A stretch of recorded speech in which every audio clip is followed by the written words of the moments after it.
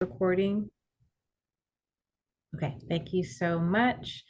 And now I'm going to pass it to our language access announcement and interpreter to kind of walk us through what folks should expect if you need language access support.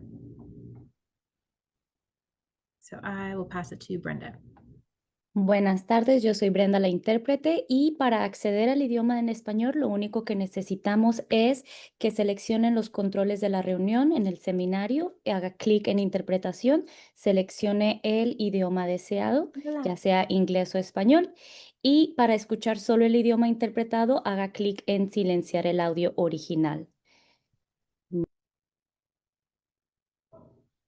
Okay, thank you so much, Brenda.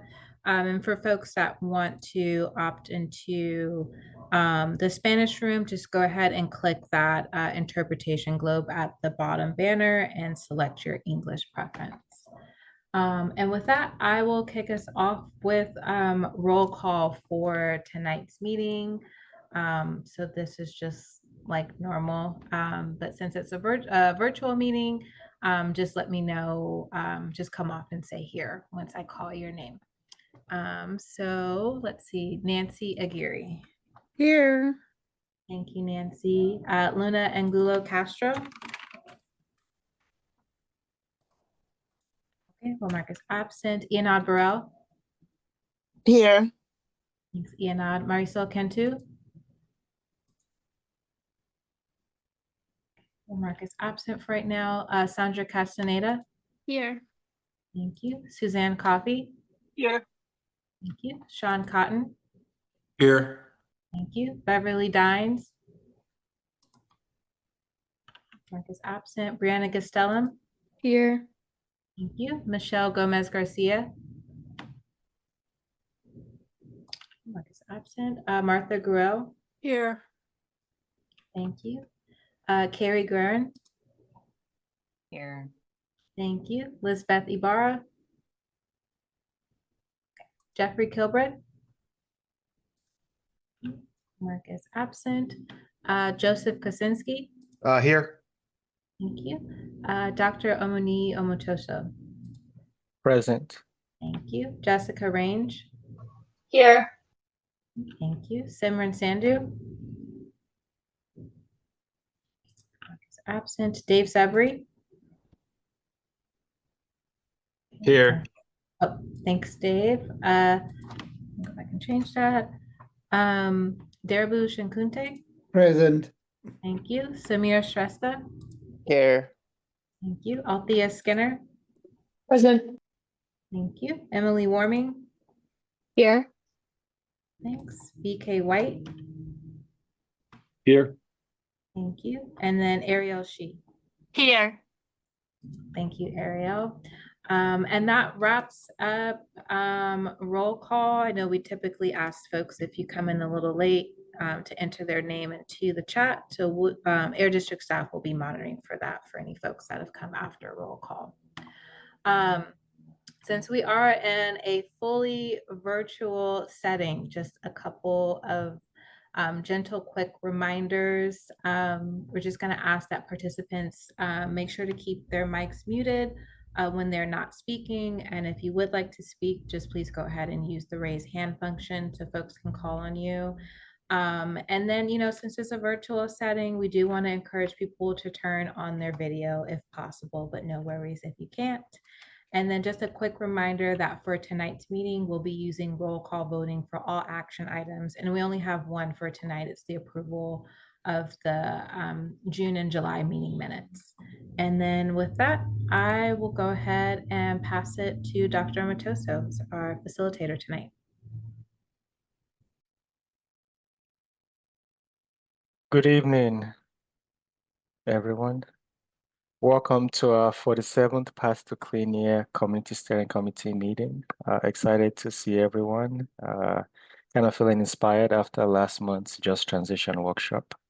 And so looking forward to our discussions tonight as we discuss what we've done in year one and what we're looking forward to as we go ahead. We have a new Air District staff that is in our space tonight, so I'd like him to introduce himself before we get started. This is Dennis Quart. Oh, evening, everybody. Yeah, my name is Dennis Quach. I am a air quality specialist in the Compliance and Enforcement Division. I'll be giving you all tonight a presentation on the program that we are developing called the Targeted Inspection Program. So I'm really looking forward to giving you an overview of what this program is about, and just talking about when this program is going to get implemented. So thank you for having me here tonight. Thanks, Dennis, for joining us. Next slide, please. Before we move on, I also wanted to mention that one of our CSC members has stepped down for personal reasons, Heidi Swillinger. And so we'd like to thank her for all the service she's provided over the years to the CSC and the work we've been doing. Carissa, we share the links to the thank you card if you haven't had a chance to do that, so we can present this to her virtually soon. So we want to commend her for all the work she's put into the CSC over the past few years. And then now move on to the agenda for today. Next slide, please. So we just went over the welcome meeting logistics and agenda. We'll discuss some of the logistics in a moment. And then we'll move on to approve the meeting minutes for both the June 23rd CSC meeting and then the July 28th Just Transition Workshop. Afterwards, we'll have a CSC liaison report out from the different working groups that we have. And then we'll move into breakout activity to kind of reflect on the year one implementation process. So the focus on this breakout is more on the process of how we did things in year one, rather than the actual outcomes itself. And then after that, we will have a presentation by the Air District on the implementation accomplishments in terms of what has happened so far based on the Path to Clean Air plan. And then we'll take a short break before coming back to hearing from the compliance and enforcement about the targeted inspection program. They have some updates for us and also would like our feedback. So we'll have a large group discussion about that afterwards. We'll talk about next steps and then take public comment on non-agenda items before we close out the meeting. Next slide, please.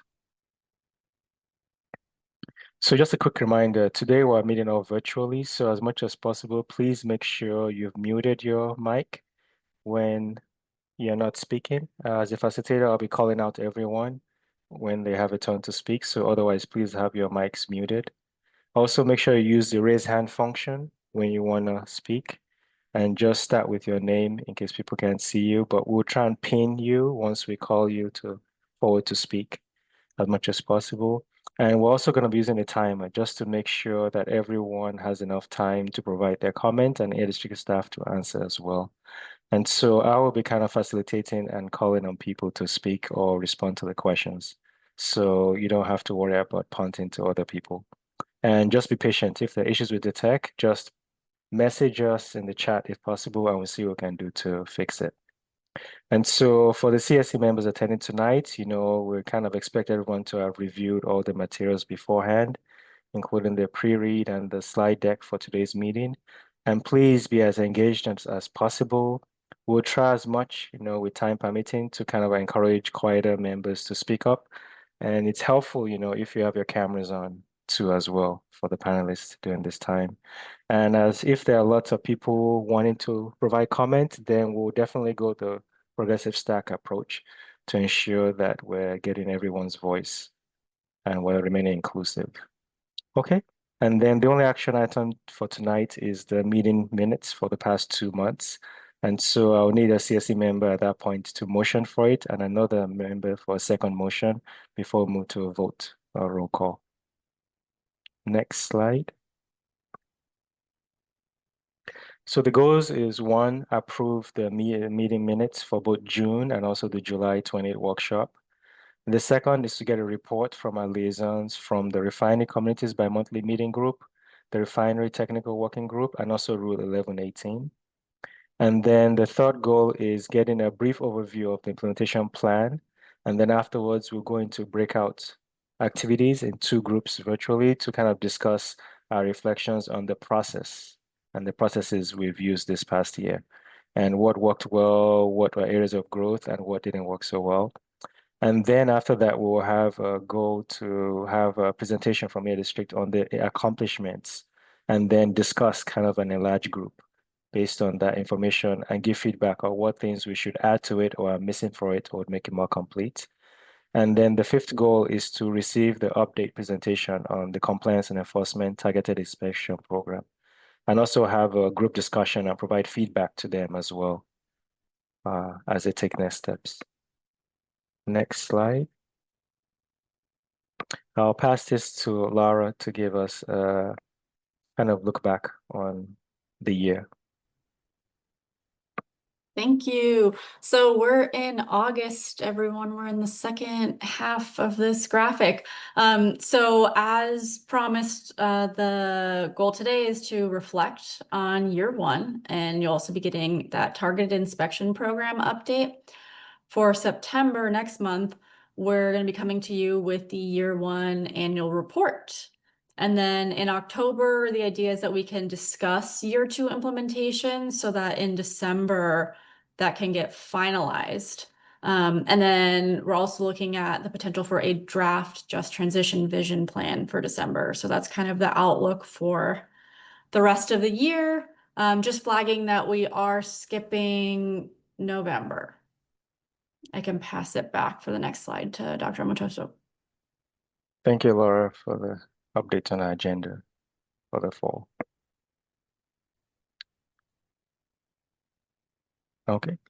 And so I hope CSC members have had a chance to review the meeting minutes for both June 23rd and then the July 28th public workshop on just transition that we held. Next slide. Are there any CSC comments or questions about the meeting minutes from the past two meetings? I just want to jump in. Where are the minutes located? I wasn't able to find them.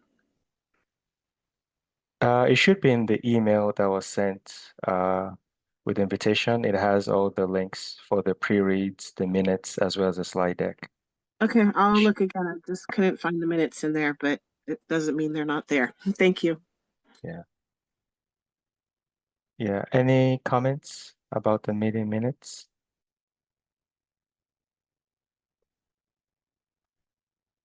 And can you let me know if any hands are raised? Okay, otherwise we'll move to if there are any public comments. Next slide.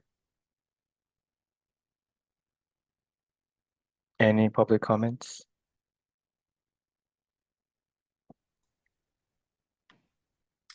Dr. O, I don't see any hands on the public comment side. Okay.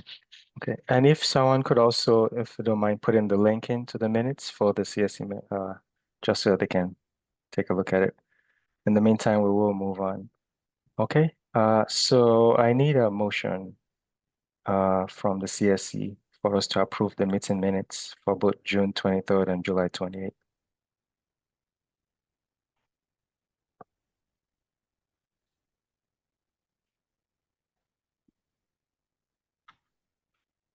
I so move the minutes forward.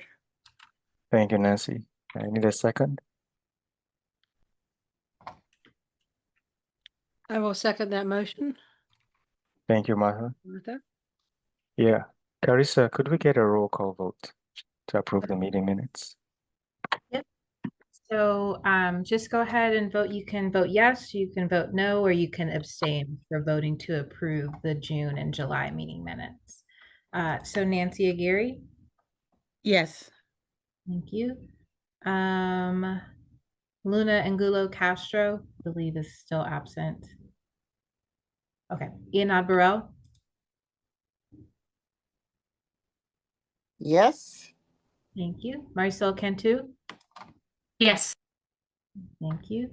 Suzanne Coffey, I will abstain. Sean Cotton, Yes. thank you. Beverly Dines, Yes. thank you. Brianna Gastelum, Yes. thank you. Michelle Gomez Garcia, Yes. thank you. Martha Gruel, Yes. thank you. Carrie Guerin, Yes on June, abstain on July. Okay, let me make a note of that. They are being voted on together, so Then I'll I abstain from both. Thanks. okay. Lisbeth Ibarra, I believe is absent. So Jeffrey Kilbreth.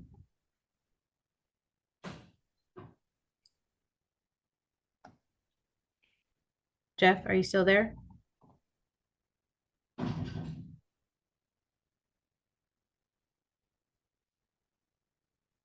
Okay, I can come back to you, Jeff, or if you want to put in the chat if your audio is not working. Joseph Kaczynski, Yes. thank you. Dr. Omoni Omotoso, Yes. thank you. Jessica Range, Abstain. okay. Simran Sandhu, still absent. Dave Severy, Yes. thank you. Darabu Shakunte,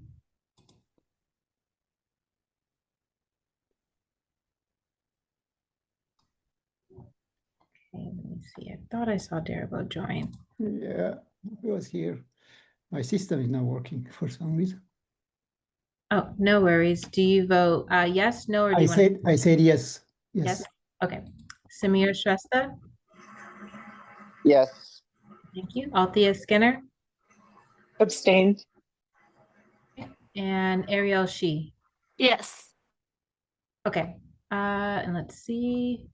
Okay, with that, the minutes do pass for both June and July. So I'll hand it back to you, Dr. Matoso.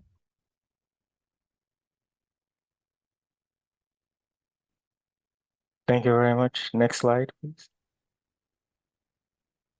Okay, so we're gonna have CSC liaisons report out from the different working groups.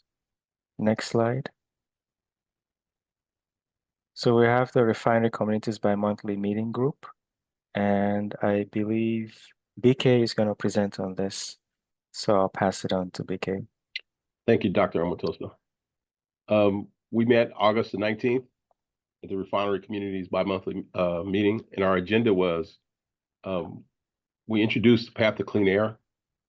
This group of people, we come from all different community aspects, being around refineries. So we thought it was important for Lisbeth to let the group know all the work that's been put in by the Path to Clean Air group, 617.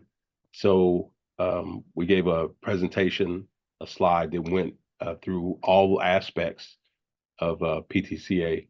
But for the refinery community, we told them that we would be focusing, bringing stuff to them around fuel refining, support facilities, storage and distribution, marine and rail, public health, and reducing exposures. But for this presentation, we just opened it up, told them all aspects of what we worked on. When we finished our report, we had Sandy Crockett, General Counsel for the legal office, come in, and Sandy spoke of the Air District's penalty assessment process. And Sandy broke it down to the steps. First steps were determine the appropriate penalty range. And, the range is going from no emissions, negligent emissions, known emission failures to remedy, willfully intention emissions. And he also mentions that the triple for emission violations at major facilities as of January 1st, 2025. Once the correct or appropriate penalty range was established and the monies went anywhere from $0 to $94,125 per day per violation, there would be a max increase for death or great bodily injury. But he said that was hard to prove. They would always fight whether deaths were a result or great bodily injury through one of the releases. The second step was to apply the penalty adjustment factors. And they were the extent of the harm caused by the violation, the nature and persistence of the violation, the length of time for which the violation occurs, the frequency of past violations, the record of maintenance, the unproven or innovative nature of the control equipment, and any actions to mitigate the violation, the financial burden on the defendant. We didn't get a chance to get into that. I wanted to delve into that, but Lisbeth and I gave such a comprehensive presentation. We ate up a lot of time, but that was one I found very interesting, the financial burden to the defendant. Yeah. Thanks And, a lot. Oh, BK, I was just trying to remind you of time okay, in I'm terms of going to the wrap up next here. steps. Yeah. Okay, thank you, Doctor. Oh, am I out of time? And any other relevant stuff. The one thing I did find interesting, we did talk about Valero and how they, for 30 years they were underreporting. Being an operator, they said they were unaware that their hydrogen wasn't pure, and I find that to be laughable, because the dirtier your hydrogen gets, there's a change in reaction. You know what's going in, you're sampling for it. But I will stop there. Thank you very much, BK. And I know the next meeting will be in October. I think October 21st. Okay. And are you presenting at that meeting too? Is that Yeah. right? So Yeah. we'll present back on where we are on the implementation. So Okay. whatever I learned or gleaned from this meeting, I'll present there. Thank you very much, BK. Thank you. Next slide, please. And now we have the Refining Technical Working Group, and I believe Carrie is going to be presenting. Thank you, Dr. O. Hello, everybody. Carrie Guerin, she, her, CSC member, and along with Jeff, one of the two Refinery Technical Working Group liaisons here from the CSC. So back in June, we had our first kickoff meeting with the group. It was Jeff and myself, some Air District staff, 3 folks from different labor unions, and Jeff and I were lucky to make a lot of new friends, since there were 15 industry representatives there to share their perspectives on how to make refinery rules at the Air District more effective in all the goals that the Air District has to balance in that, including, of course, community health as a key motivator for all of us here tonight at the CSC. So we went and did intros around the room and shared each of our own goals and perspectives on, what's bringing us to this work there. And understanding too then that the topic for this upcoming meeting, so the one really on everybody's mind, was flaring, refinery flaring. So we were able to hear a lot too about that night about industry's feelings on, as they were calling it, different misconceptions in the public about the negative public impacts of refinery flaring. So we'll hear more about that, I'm sure, on Wednesday, which is our second meeting. So at the second meeting of the Refinery Technical Working Group in just a couple days here, we'll be going over the group's charter, which is emphasizing that it's just an advisory body. There's no decision-making authority there with the body. Ultimately, that all rests with the Air District, but it's a place for conversation and sharing perspectives. This topic will be mostly on flaring, this upcoming one. After that, we will have another meeting on October 29th, and according to the agenda for on Wednesday, that one will be focusing on fence line air monitoring. So kind of going down the list of some of the most important refinery regulations to be updated at the Air District level going forward. And then I'm coming up on time, and that's it there. So I'll pass back to you, Dr. O. Thanks. Thank you very much, Carrie. So Carrie and Jeff are attending those meetings as our CSC liaisons. Next slide, please. And our Rule 1118, which I think is also BK presenting tonight.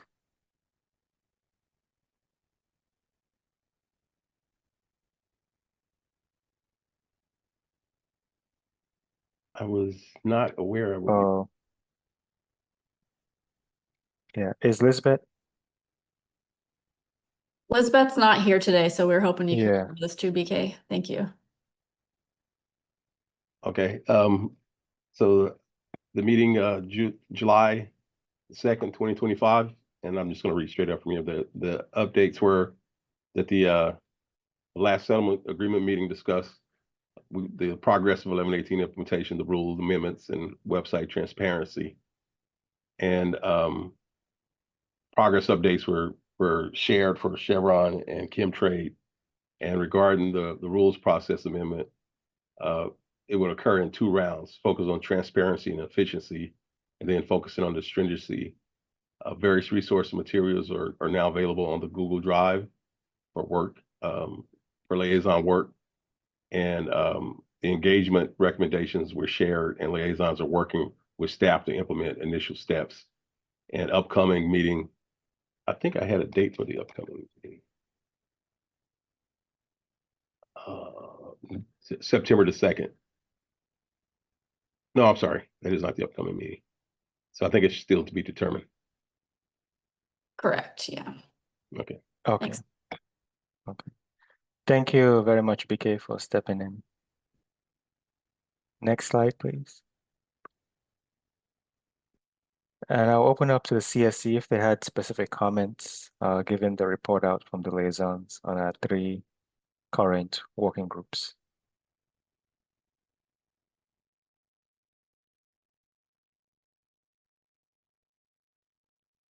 Yes, Marisol?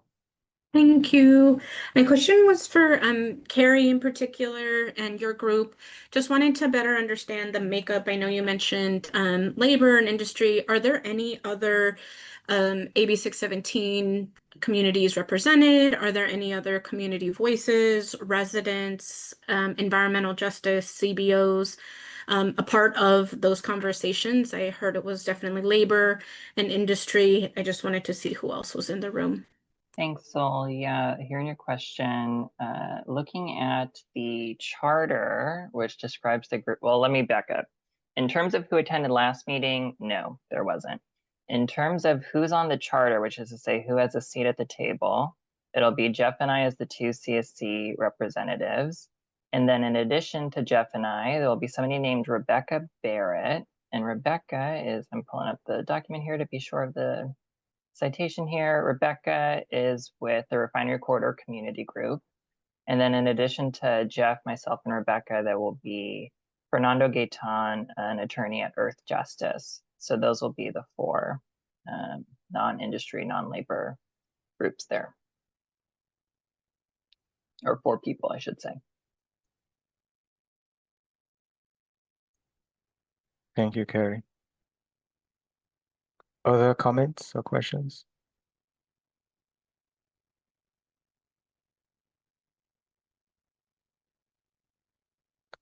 Yes, Jeff?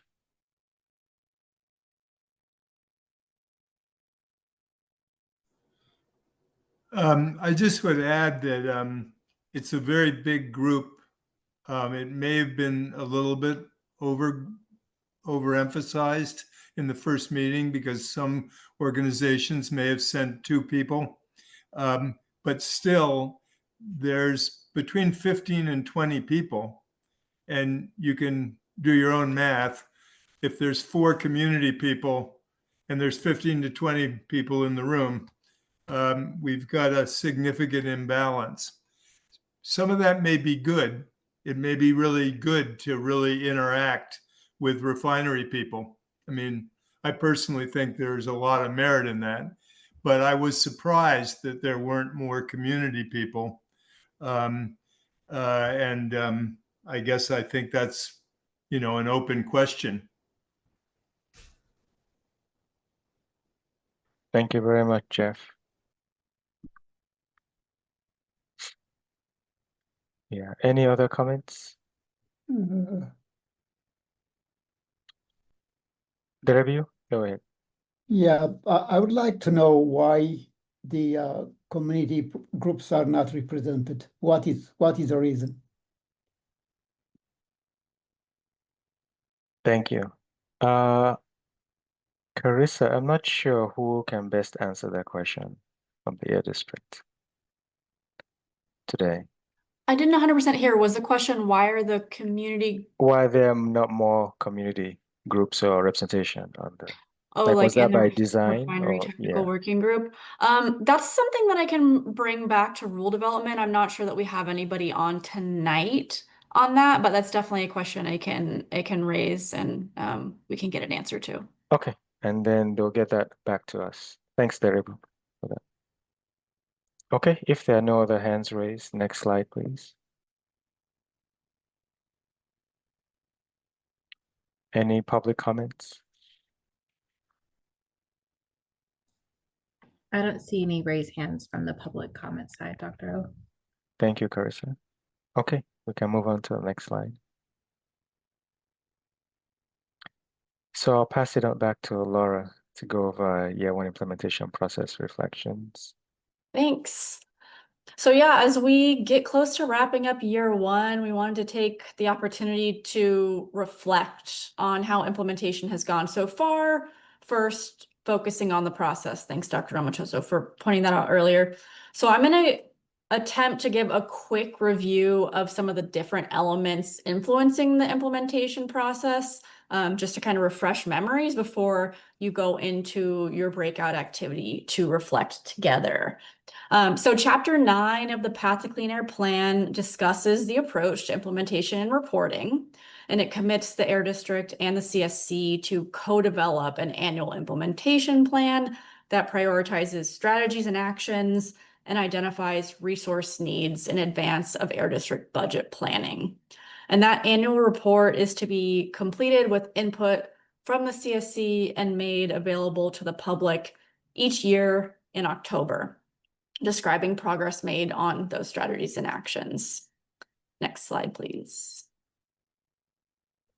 So the year one implementation plan that was finalized back in October 2024, and it does cover the first year of implementation from October 2024 through September 2025.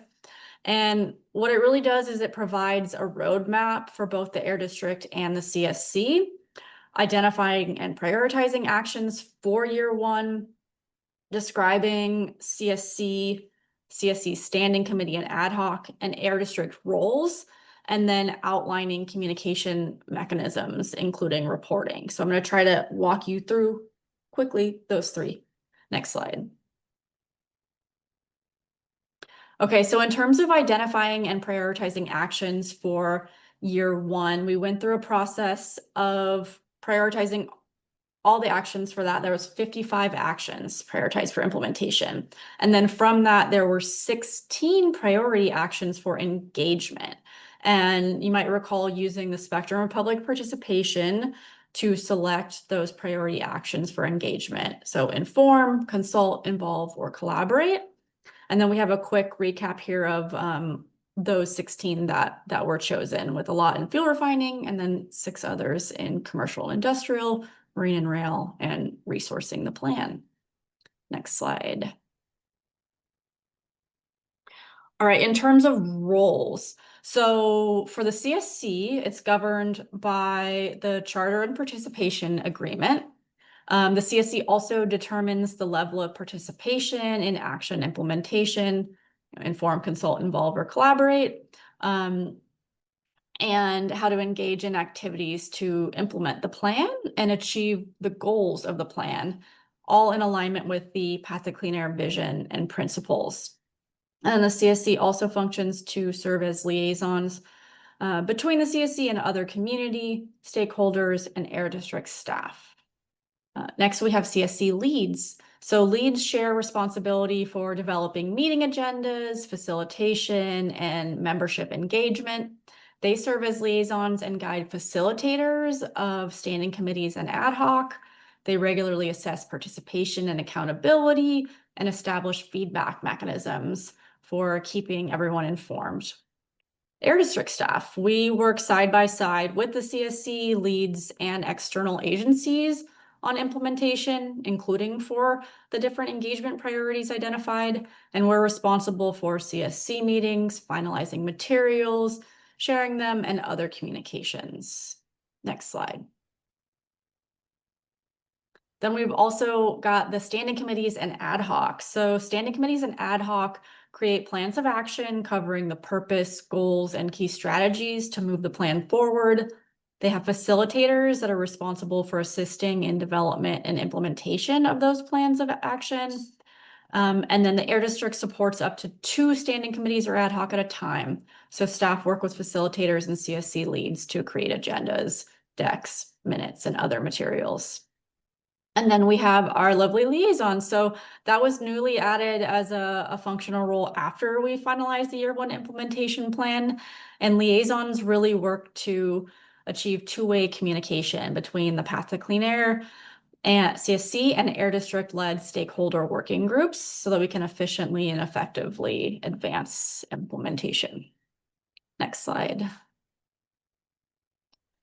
All right, communication mechanisms to kind of refresh all of our memories. So we have these CSC meetings, right? We have presentations, discussions, and activities. Within those, we have report outs from standing committees, ad hoc, and liaisons. And then we also have the EJ updates that go out right ahead of the CSC meetings. In terms of other communications, we might hear things outside of CSC meetings from either standing committees or ad hoc, or from liaisons regarding the Air District-led stakeholder working groups. And then we have reporting. So with respect to reporting, we have implementation plans, we have the annual report every October, and then we also have an action status tracker and dashboard that's being worked on. Additionally, we have communications about community level implementation, such as around advocacy, education, securing resources, and engagement activities. And then we have the Path to Clean Air webpage. Next slide. Okay, so I'll hand it back to Dr. Omotosho about the breakout discussion activity. Thank you, Laura, for the overview. Now we're going to get into a breakout activity to kind of discuss and give, reflections on the process of implementation and how that's been this first year. So just want to quickly go over a few things before we do that. Next slide. And so we're going to break into two different groups you'll be assigned to, and the goal is more reflect on the process itself, this past year. And we would like to use the Rose Thorn Board framework in terms of what went well in terms of processes during implementation, what was challenging about it, and what are potential opportunities or areas for growth that we could improve upon in the coming year in terms of the process of how implementation is being carried out based on the plan and the strategies and actions we prioritize for the year. Next slide.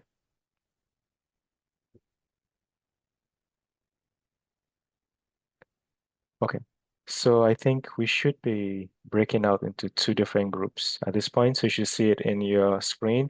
Join breakout group room 1 or room 2 based on. All right, so welcoming everyone back from the breakout group activity. And so we're going to quickly do a 2-minute report out for each breakout group. So I can go ahead and do it for the group that was facilitated by Marisol. Just go over kind of a key. So in terms of the roles, one thing was we felt like the CSC activities we decided to organize were well done in terms of how the CSC monthly meetings have been run. People appreciated the pre-read material and how it's been structured and felt it allowed them to be more engaged. Also, the idea of how we kind of prioritize strategies and actions using the community engagement model was also great to see. And then the Just Transition workshop, got a lot of praise in terms of how we executed and carried that out. In terms of the buds, using the Just Transition workshop as a framework of how we want to continue to engage with the community was something that kind of came out in the different comments. We had a few thorns to kind of talk about. One was CSC members felt that we should be empowered a little bit more because some people were worried we had mostly more of an advisory role and didn't seem like we were, being involved in the process when it came to impactful decisions being made. And there was also another call for, the communication not being consistent between the CSC and the Air District and how that kind of impacts kind of how the process of carrying out the work. And then the third was for the CSC itself, kind of concern about an unbalanced contribution of members in terms of how much, time and volunteering for standing committee work that members were doing. They felt like some people were doing a lot more than other people. And at the same time, some members felt that they weren't sure how best to participate or volunteer for different activities. So I think that's something that the co-leads are going to take and kind of, look at to see what we can do differently, going into year 2. And I'll pass it on to the second breakout group. I don't know who is going to report out. I get to report out. They left me hanging. So our roses our roses were similar to what you all discussed, you know, how we're all coming together. Some of the thorns that stuck out for me from our group is the overwhelming amount of information that is received, and it's not necessarily given in biteable chunks, and or we the emails, the way they stack. We definitely need to find a way to help everyone, especially our newer members, see where we're at in our process and help to get everyone acquainted with all the different information that's being received. Other thorns were similarly that you all talked about, but other things were like balancing community centeredness with the CSC and Air District, and some of the buds that we found. Someone suggested that maybe we have a because not everyone knows who is who in our meetings in person and virtually. Maybe we have a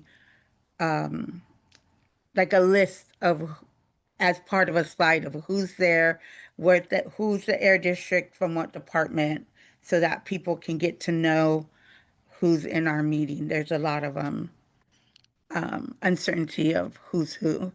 And then other opportunities of the buds is how to engage other community-based organizations to join in and be part of our monthly meetings or part of what the Air District is doing. So I think I'll leave it from that. We have so much more, but that's kind of an overview of what everyone is feeling. They just need more connection to our discussions and presentations.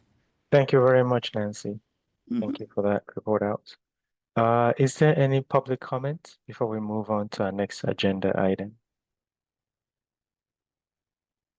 Doctor, I don't see any raised hands from the public side. Okay, thank you. Next slide. So we're going to go over the year one action implementation accomplishments. So I'll have Laura introduce Masa. Yeah. Hi, everyone. So, maybe this is one opportunity with that bud here. So you all did get introduced to Masa back when she joined the Air District as the newest member of our planning team. It's been a couple of months, so I wanted to introduce her again. I've been working with her a lot on the year one annual report. So I can hand it off to Masa to do this presentation. Thank you, Laura, and thank you everyone for talking through some of our year one reflections. As Laura mentioned, my name is Mosam. I'm an environmental planner with the Air District, and I've been supporting Path to Clean Air for the past few months. And I'll be talking to you briefly about year one action implementation accomplishments. Next slide, please. So as was mentioned earlier, Path to Clean Air is nearing the end of year one implementation. This means that we're working on an annual report due in October to cover progress made during year one, which will have updates on the status of each action. Among these actions, we're highlighting several key accomplishments for which important progress has been made. And these were shared with you in a pre-read, so hopefully you were able to take a look. For year one, the draft key accomplishments are predominantly Air District and CSC led, but also include important updates from external partner agencies. The goal today is to share these draft key accomplishments with you to capture any feedback in the following discussion and a follow-up survey that the team will share after this meeting. Next slide. So here's a quick overview. First up, we would like to highlight the allocation of $1.3 million to elementary schools in Richmond and San Pablo from the school air filtration program, which is related to Health Action 4.2 that aims to ensure resources for air filtration benefiting vulnerable populations.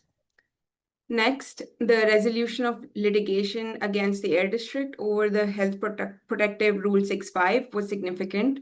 This outcome will deliver major emissions reductions from Chevron, unprecedented penalties, and a Richmond Area Community Air Quality Fund, among other benefits. This directly supports Fuel Refining Action 5.1 on implementing Rule 65. Next slide. Also highlighted is the targeted inspection program policy, which I'm told you were first introduced to earlier this year and will hear an update on after the break. This is linked to Compliance and Enforcement Action 1.2 on conducting targeted investigation of facilities of concern. In addition, the CSC's establishment of the Just Transition Standing Committee that was just being talked about and their work so far has been an important milestone resulting from Fuel Refining Action 1.1. Next slide. We would also like to highlight the Air District's policy to allocate penalty funds to community benefits with an 80% local to 20% region-wide split. Additionally, the CSC has formed a Community Benefits Standing Committee. And these accomplishments stem from Fuel Refining Action 3.9, though noting the language of Action 3.9 is different from the Air District policy approved by the Board of Directors in May 2024, as was discussed during the June CSC meeting. Next slide. Also successful was the development of the CSC liaison model, particularly in identifying CSC liaisons representing Path to Clean Air that participate in the Air District's Refinery Technical Working Group that focuses on flaring. This is linked to Fuel Refining Action 2.6 that talks about rule development and updates to flaring rules. Next slide. The next two accomplishments are led by external agencies and weren't necessarily identified as priorities for year one, but are worth noting as linked to the plan.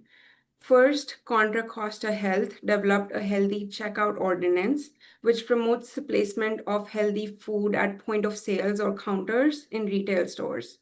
This is linked to Health Action 3.4, which asks to develop a healthy food retail model ordinance. And second, Contra Costa County committed to piloting a guaranteed basic income program to serve 4 priority groups. This is linked to Health Action 1.1 on promoting and advocating for a guaranteed income pilot for low-income SERP residents. Next slide. So these were our draft key accomplishments for year one, and we're hoping to have you all share your insights on these in the next few minutes. And as I mentioned, a follow-up survey will also be shared for further feedback. This feedback will inform the year one annual report, which will be presented, as Laura mentioned earlier, to the CSC in September and the Air District Board of Directors in October, and it'll be submitted to CARB in that time. And yeah, that's all I had. With that, I will hand it back to Dr. Omotosho for large group discussion. Thank you very much. Yeah, so the goal is to kind of get your feedback, CSC members, on the first year accomplishments. Could you go on to the next slide just to kind of go over the key questions? And so we want to kind of, discuss, are there any actual accomplishments that are missing from the list that's been presented? And also after you're reading through them, why is this important? The why important section for each one. Do you think any of them that are critical were left out or should be included? And then of the ones that were actually shared, which ones do you feel were most meaningful or important to you as a community member, and why? So I want you to kind of just think about those 3 different questions as we try and discuss over the next 10 minutes or so. And we can stop sharing for a second and see if there are any hands raised among the CSC to provide comments or feedback on what's been presented in terms of accomplishments with the plan in the first year.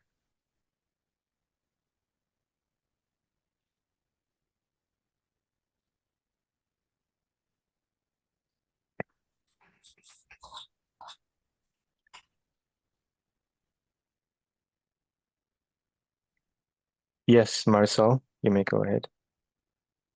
Sorry, it may not be a question that I'm answering here, but I think what's most concerning that I saw that I brought up in the past is that the CSC and Air District in this implementation plan is stating that there were some Contra Costa Pilot Thrives Guaranteed Basic Income programs, and Contra Costa Health developed a healthy checkout ordinance, which I think is extremely beautiful.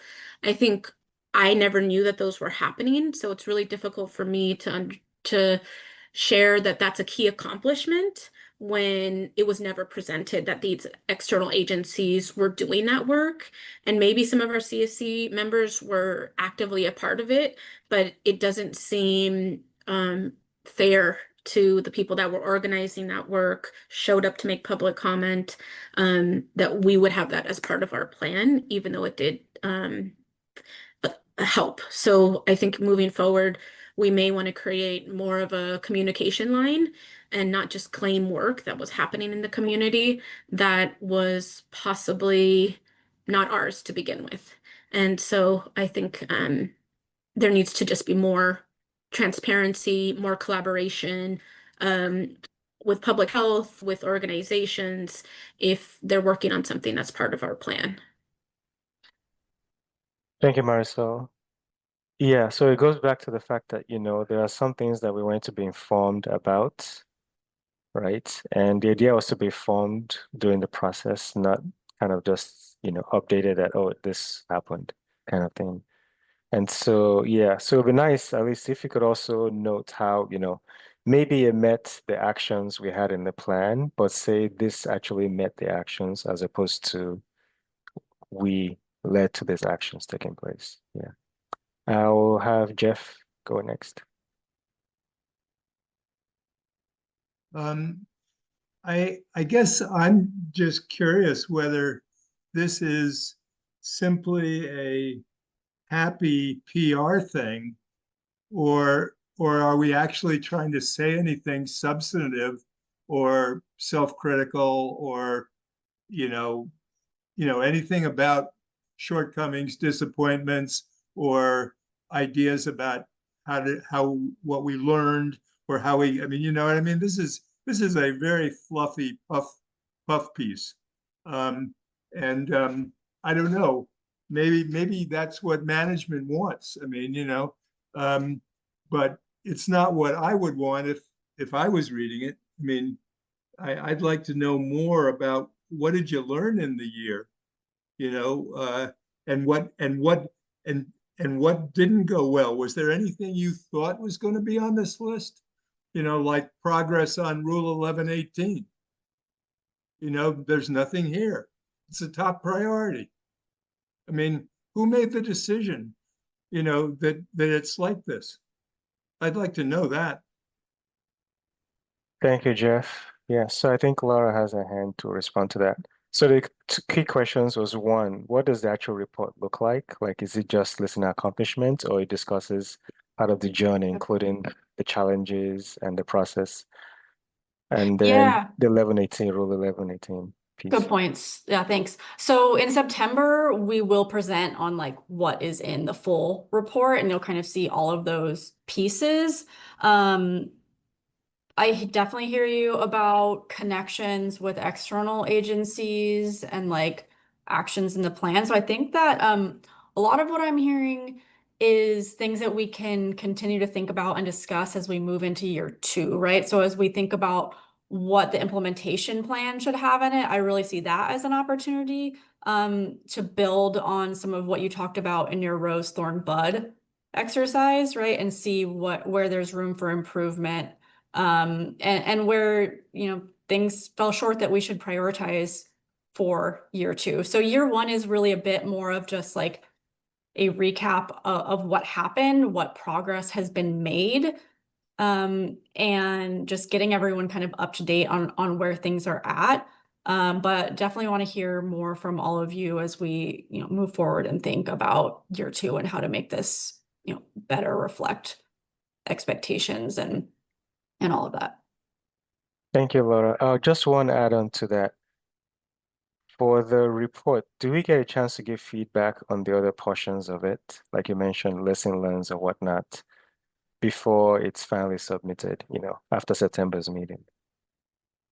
So in the year one annual report, there's not like anything super specific about lessons learned. I think that's something we can discuss in more detail for the year two implementation plan, but you will have a chance to have a discussion after I give a presentation in September and give some feedback on contents of that presentation, which will go to the board of directors and basically covers the year one annual report.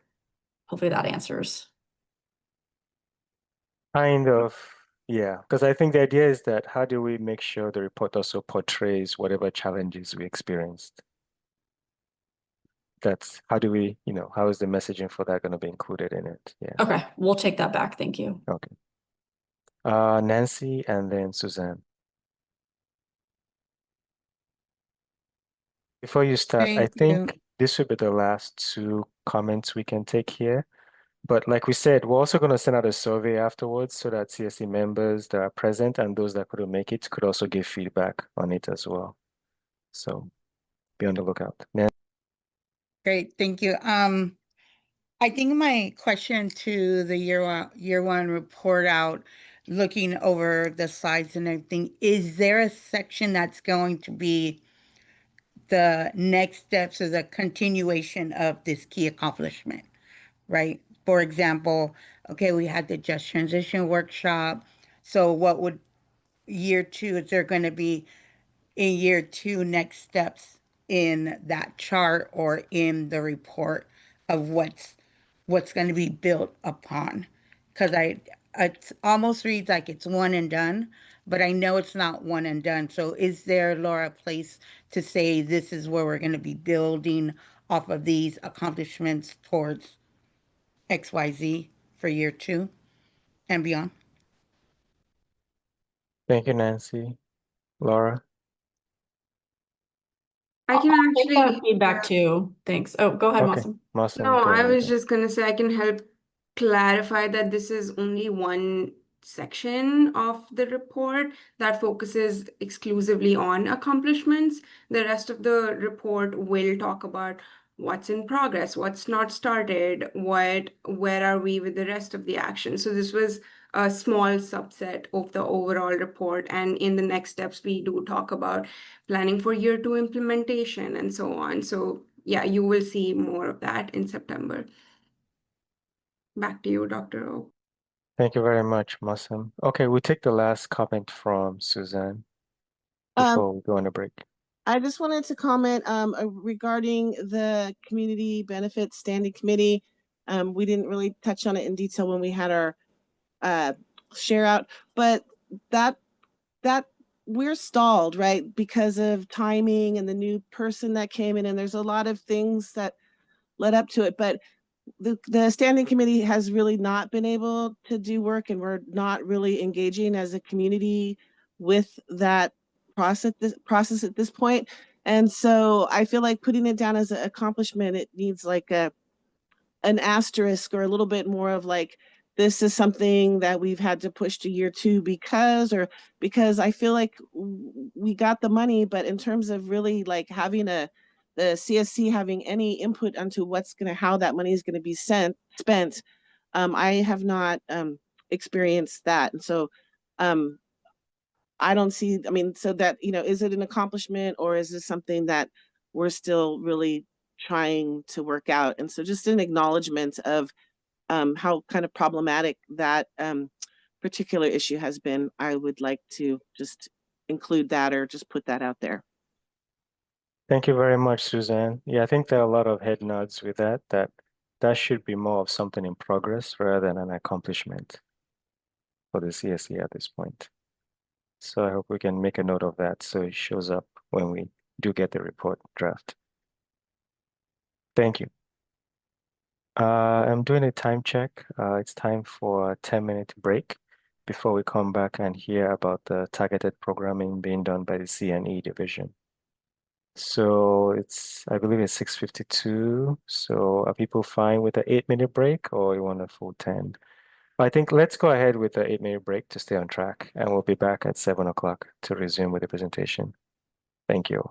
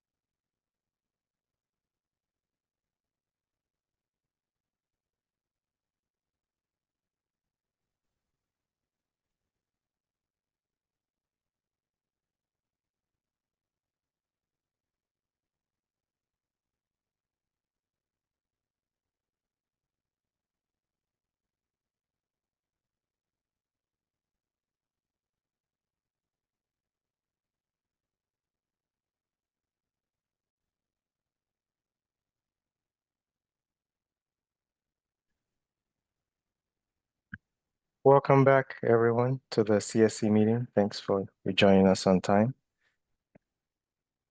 If we could move on to the next slide. Okay, so we're going to be having an update on the targeted inspection program from the Compliance and Enforcement Division. And so I'll be passing it on to Dennis to give us a presentation. Thank you. Thanks, Dr. Amatoso. Joseph Palmer here. I know pretty much all of you. Sorry to not see you in person today. We've got a interesting presentation for you. We got the targeted inspection program, and this is part of the Air District's compliance and enforcement team. And Dennis is going to speak to us in some detail on that. Now, I just wanted to lay a little bit of background on it. Back in March, I provided a brief overview of this new approach. And it's an upgrade to how we prioritize which facilities to inspect next. And today I'm really pleased that the co-chairs have invited Dennis to present a little bit more detail than what we went through in March. And I also wanted to give a shout out to Jeff Kilbreth, that back in March, he provided some detailed follow-up for us. And it was a very timely suggestion. And that was added into our review of data, and it related to the toxicity of chemicals that could be released. So this is a super exciting program update, and I just wanted to introduce my colleague Dennis on this. Thanks, Joseph. Yeah, good evening, everyone. First off, thank you for having me here today. And like Joseph was saying, I'm going to be giving you all a brief overview of the targeted inspection program and just some of the just highlight some key strategies that we have within this program. So what exactly is the targeted inspection program? Well, I mean, the purpose of this program is really about modernizing and strengthening our current inspection program by taking a more, information and data-driven approach that also incorporates community input to help us better prioritize our inspections. And, by taking this approach, it will help us better pinpoint compliance issues and make sure that our enforcement efforts are more impactful and are used where they are needed the most. Now, I kind of just want to talk about some things that we hope to achieve with this program, so our goals and objectives. And one of the key objectives is to be more transparent when it comes to our routine inspection work. That means sharing more information about complaints in your area, providing more inspection updates on key facilities of interest, and just overall make enforcement information more accessible to the public. So those are some things that we're working on within this program. And we also want to be transparent about how we're expanding and improving our efforts in AB 617 areas and communities and other potentially overburdened communities. And so with this program, we're really trying to take a more informed and targeted approach. We really want to use the data that we have, along with the information that we gather from community to really identify problem areas or facilities, and then prioritize our inspections based on that information. Now, community knowledge and community input is going to be a really important aspect of this program, and it's going to be very valuable for this program because that information that we can gather from community will really help highlight gaps that we might not see through traditional means and bring attention to facilities or areas where compliance issues may be going unnoticed. And so it's just bridging that gap that might not be shown clearly in our data.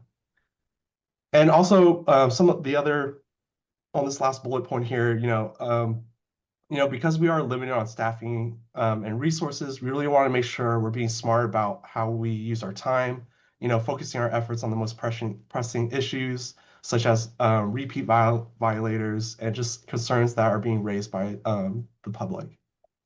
So we developed some key strategies to really support this approach of just being more efficient and effective, and how we will be prioritizing inspections, which will include things like analyzing compliance history and several other important factors, which I'll walk through a bit more detail on this next slide.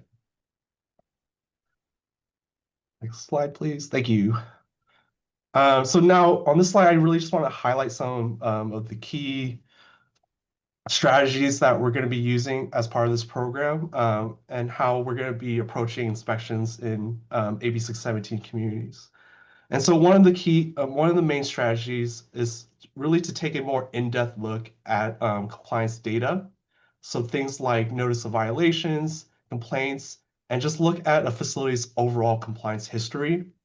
And what we're really looking for when looking at this type of data is really we're looking for patterns of repeat violations or just recurring compliance issues that can sometimes be tied to a specific source or a specific operation type. And so if we're really trying to find those patterns and focusing our efforts at these facilities that might require more oversight. Some other data that we're going to be looking at is complaint data, which is what we get from the public, which is very valuable, and they're really and can be a really great source of just trying to figure out what is the issue in particular areas. But the issue with complaint data that we see is that oftentimes complaints that we receive don't specify a particular facility or make it clear where the emission is coming from. And so we really want to take a deeper dive into this data and try to draw more conclusions from everything that we're seeing from particular communities. We want to see if there are certain facilities or areas that are coming up again and again, and just trying to identify patterns through these complaints. That way we can plan more targeted inspections in that particular area or region, or even just have staff go out and do more patrols in these hotspot areas and try to see if they can figure out why it is that we're seeing so many complaints in this particular area or at a particular facility. But we also kind of recognize, compliance data alone isn't enough. And so that's why we're also looking at strengthening collaboration internally and externally, and just working more closely across different teams here at the Air District, such divisions like engineering, meteorology and measurements, assessment, inventory, modeling. They just have there's a lot of information that we could be using from other teams here at the agency. And so by combining our expertise, we're hoping to better identify potential problem areas more effectively by leveraging the data from other departments. And lastly, and most importantly, we know that data by itself alone doesn't tell us the whole story, and it can't really replace the experiences of people who live in these communities every day and see these air quality issues on a day-to-day basis. So a big part of this program is really is about making sure we are listening to the community and incorporating their input into our inspection planning. So pretty much letting us know what the issue is, what they're seeing, and putting that into action. So your insights is really going to help us understand what issues are going to matter the most, and fill in the gaps that our data alone can't really show or tell us evidently. Now that's just a quick highlight of what this program is trying to do and some of the strategies. Those are not all the strategies listed in this PowerPoint slide, but those are just what I wanted to really just kind of point out tonight. And now on the slide here, regards to the project timeline, I kind of just want to highlight, where we're at with this program because it is currently under development. But if you can see here, we're currently, near end of August, about to go into October. And our plan is to really present this program to our board of directors, which is our next step. We're currently in the stage of drafting a policy for this program, which will detail all the strategies that we've developed and what we're going to be having our department implement. By the end of the year, we're hoping to wrap everything up with this programs and then officially launch this program to all AB 617 communities in Q1 of next year. Some things I want to also point out on this slide here is that you see these yellow stars. There are opportunities for everyone here to participate in this development and provide your comment. And so the next opportunity will be at the board of directors when we do that presentation to them. The next opportunity after that would be sometime in end of October or in November when we finally release a draft policy for this program. And so that will be an opportunity for everyone here to really, give us your feedback, give us your comments on what you think of this program and the strategies that are included in there. And so that's the road ahead. We do have a question. It's a really brief presentation because we really want to spend more time, just discussing about why we're here today, which is we came here to really ask you a really crucial question of, what suggestions do you have to include community members in this program beyond those that attend this meeting?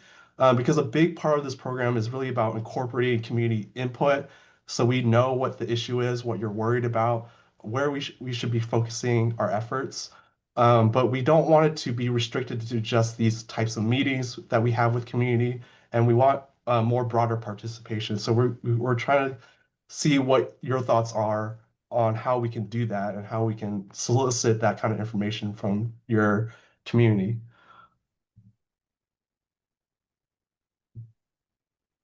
Thank you very much. This slide. Oh, go ahead.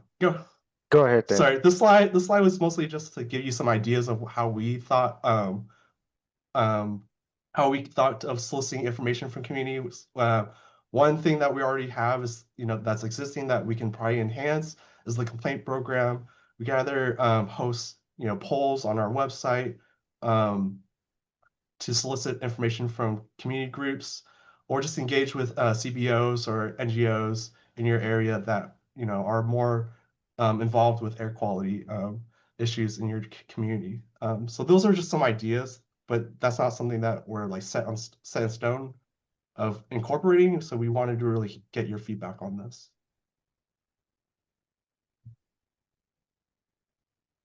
Thank you very much, Dennis. So today is an opportunity for us as CSC to participate, as I mentioned, and we can participate along the process, in terms of when it goes to the board, but also for public comment period. And so the key question is, in terms of what's been presented, how best can they make sure they get communities' voices, So which goes back to one of the big things, our plan is about how do we engage the community so everyone's voice is heard and they're actively engaged in the process of developing and implementing these programs. So if we could move on so we can see if there are any CSC members that have any comments on this.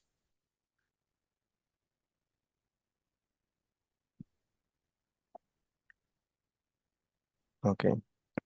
We have Sean. Please go ahead. Yes, I was wondering,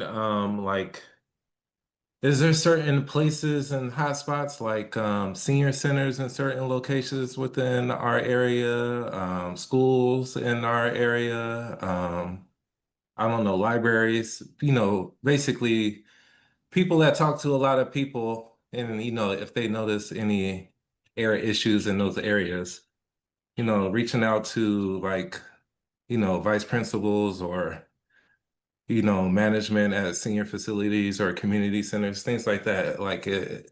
Is that being reached out to? Yeah, Thank thank you you for very. that, Sean.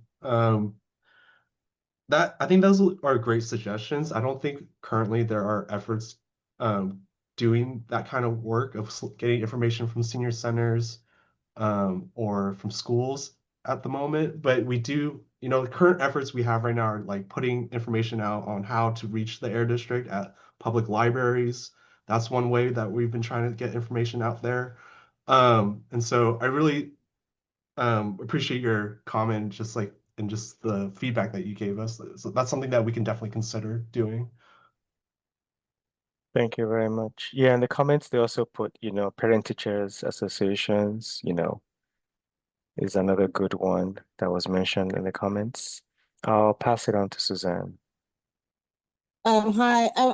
As I was looking at this, your complaint program, I think is there a way that you could make it like really accessible, like reaching out to people so they know that there's someone to call, like, give a hoot, don't pollute. We learned about like something so that there's something that's for everyone knows, okay, I smell something to make a complaint, but to open up the mindset, hey, you can, if you smell something, call this number and have it be very simple. If you're looking for that data from the public, to really have a very basic like rollout of what's the complaint line, how do you do it, is it something that can be kind of cutesy or engaging, and then as you have this thing, it can go to your focus groups, and then you can push out like to the community, the church groups that can be like, hey, did you see, here's our new odor complaint line. But just something that is like very easy for the public to understand and get their teeth into and know like, hey, this is what I'm supposed to do if I smell the smell of rotten eggs or whatever it is, to just on that level. That's my thought. Yeah, thanks, Suzanne. I think those are great suggestions. I think the challenge that we face at the Air District is, yeah, just getting that knowledge out there that we're here to respond to, odors, to anything that you are seeing out in your neighborhood. And I think that's been a challenge, just getting that information out of just like, look, there is a complaint program, there is a number, there is an online website. And so, yeah, that's stuff that we are looking into on how we can do better about that, whether that's more, media presence, promoting on social media, just getting that information out there. So we're definitely looking into stuff like that. Just want to jump in real fast. These are great Sorry, ideas. just a second. Yes. Is this kind of directly related to it? We're just Yeah, trying yeah. to make sure we have enough time for CSC members. No, I'm just going to say that I'm making a note, and these are new. Some of these are new things, so this is perfect. It's exactly what we wanted. So Yeah. Oh, okay. Okay, I'll pass it on to Nancy. Thank you. Something that I want to bring forth, and I think CSC has put this out to Air District several times, and maybe Dennis, you're the one to help get it rolled out, is Air District coming into community spaces, right? For example, tabling, heading out, connect with the Spare the Air campaign, because you want to spare the air, here's a complaint about what's happening. There are always things happening here in Richmond, San Pablo, North Richmond, community activities where Air District can be out with a table or flyers or informational booth where you all can come to the community. A lot of times where the community is being asked to come into Air District space, and I want to challenge Air District to come into our space. Like Saturday, right here down at East Brothers, there was like a car show. That would have been a perfect place to talk about odors and spare the air and all this stuff. I know there was something else happening a couple weekends ago. There's always something that I think Air District gets to plan into coming into our community spaces to get our feedback and our information. So I want to, Dennis, I hope you're the one who gets that moving. You and Joseph. Thanks, Stacey. those are really great suggestions, and I would love to see more outreach opportunities, tabling events, having our staff out there, making it known that we're here. So yeah, thank you. I really appreciate that. Thanks. And then Martha, you could go next. Thank you. I certainly congratulate a focus on complaints, community experience, odors, other irritants, but sorry, aren't there a lot of toxics frequently released that are not associated with an odor, that might not be visible, that might not be detectable to the community? So I feel like I didn't hear much about those kinds of things, and I understand you're talking to a bunch of community people looking for how to do community outreach, but I really just don't want to see this focused on odor complaints. Thank you.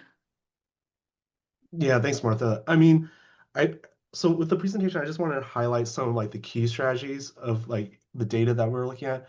And like not everything was shown on there. So like one of the things that we're also, incorporating in our analysis is, looking at emissions inventory at facilities, looking at toxic emissions, looking at criteria air pollutants. So we're going to be looking at the, all the technical side of things too on the back end, which is like the big key first half of how we're, prioritizing our inspections. And then the second half is going to be, the community input side of things, right?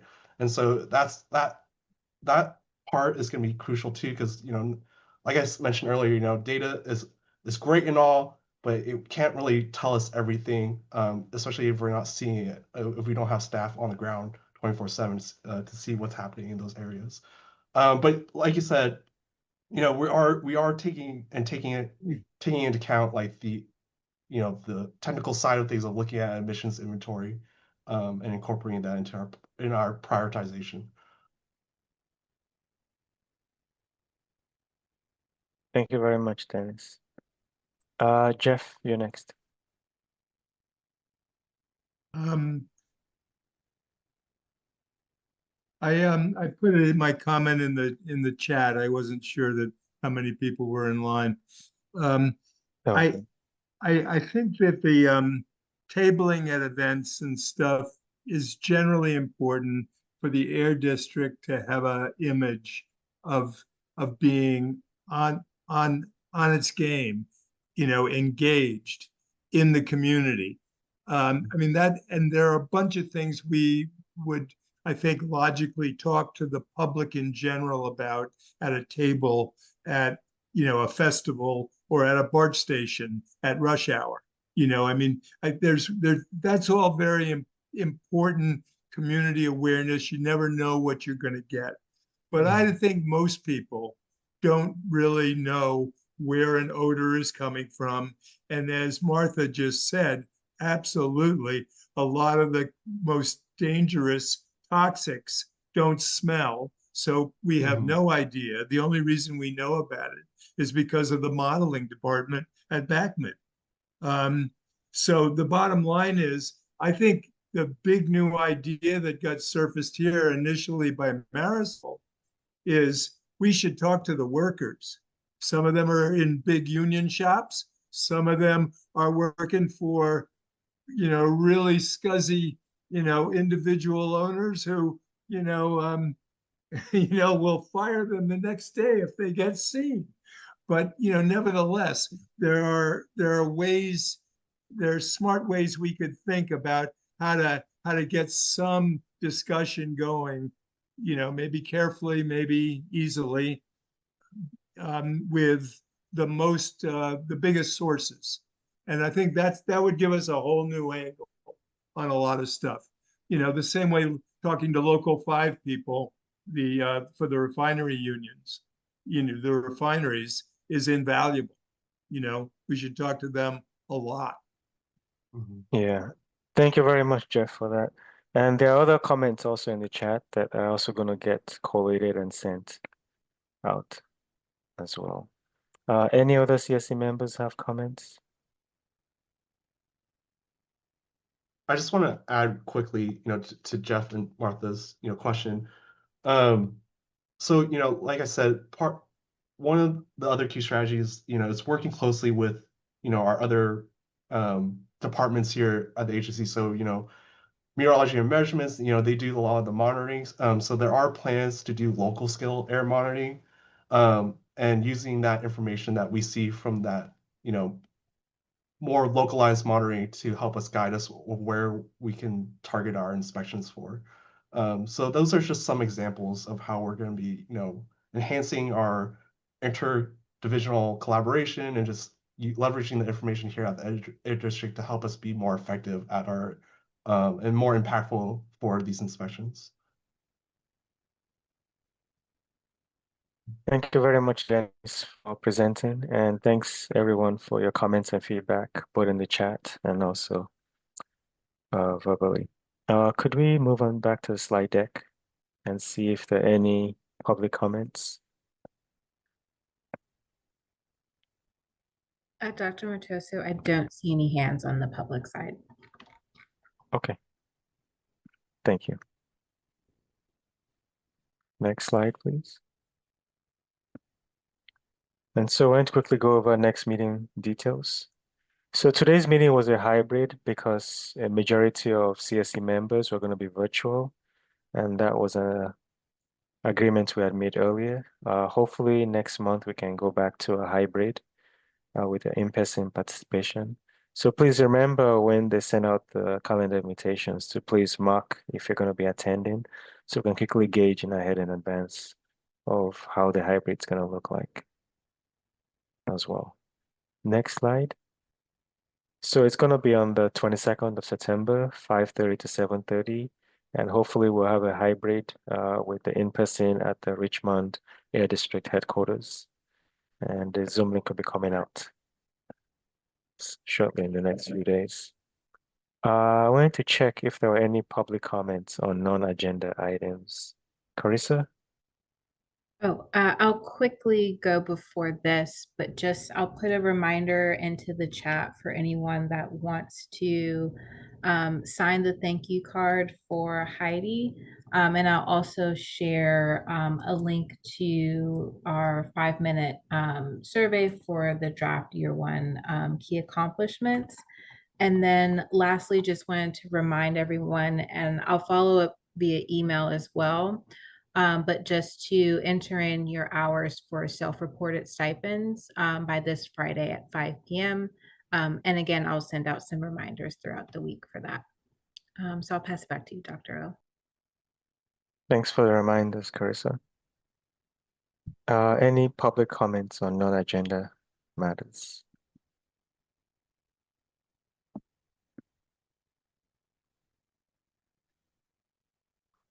Are there any?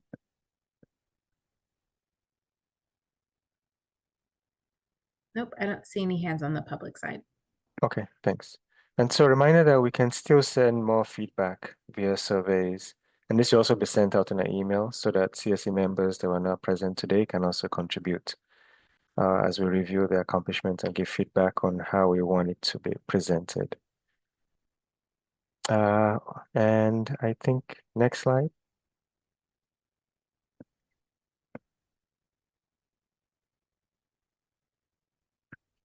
So I believe we'll wrap up the meeting at 7:28. Thank you all for attending, and thanks for all your insightful comments.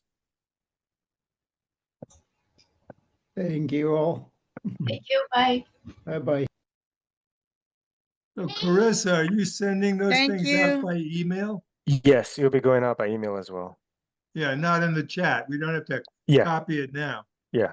Yeah, so Laura's going to follow up and send the survey via email, and then I'll send out the reminder emails regarding the stipends.